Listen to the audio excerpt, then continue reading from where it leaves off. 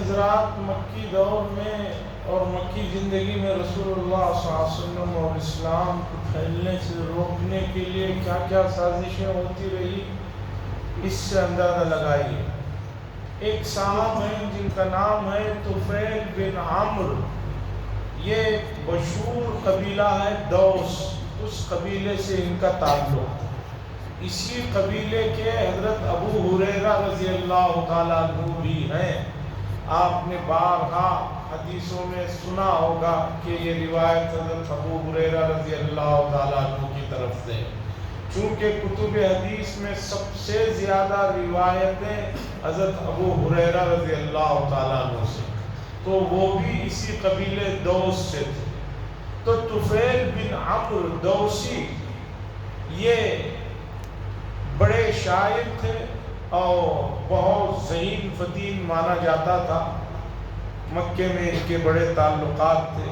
یہ کعبے کو آئے عمرہ کرنے، طواف کرنے، تو مکے میں آتے ہی مکے کے جو سرداران تھے انہوں نے کہا دیکھو ہمارے یہاں ایک آدمی ظاہر ہوئے ہیں، ان کی بات ہرگز مت سننا، ان کی بات سنو گے تو تم اپنے دین سے ہاتھ دھو بیٹھو گے۔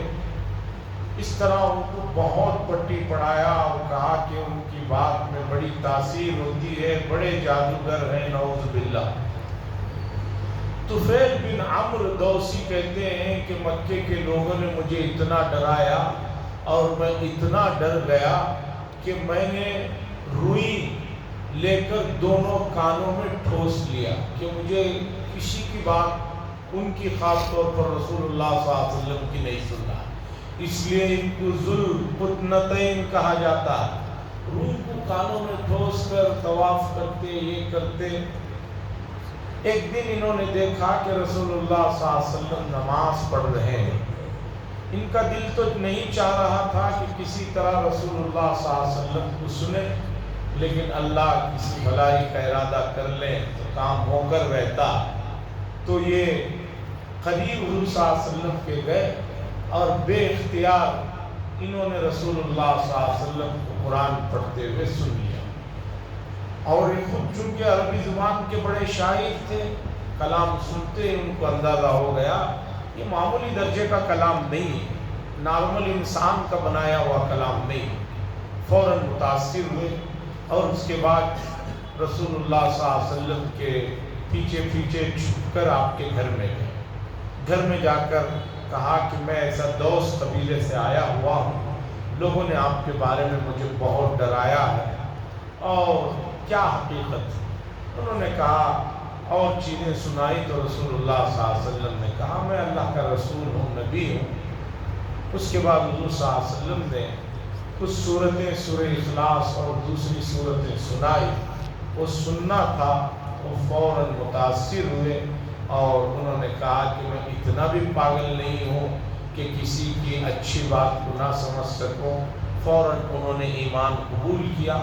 اور جو دوس قبیلے کے سردار تھے انہوں نے کہا یا رسول اللہ صلی اللہ علیہ وسلم میں پھر واپس قبیلے میں جا رہا ہوں، وہاں بھی لوگوں کو اسلام کی دعوت دوں گا، آپ میرے لیے کوئی نشانی دے دیجئے تاکہ جو ہے وہاں لوگوں کو میں بتا سکوں۔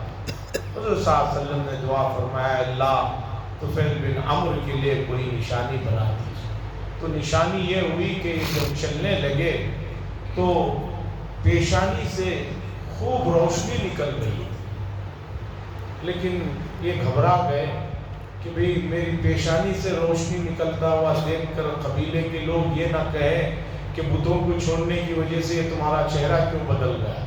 انہوں نے دعا کی تو اللہ تبارک و تعالیٰ نے ان کے گھوڑے میں، ان کے عصا میں جو ہے روشنی پیدا کر دی۔ ایسا ہو گیا جیسے اندھیرے میں لینٹین جو کوئی لے کر چلتا۔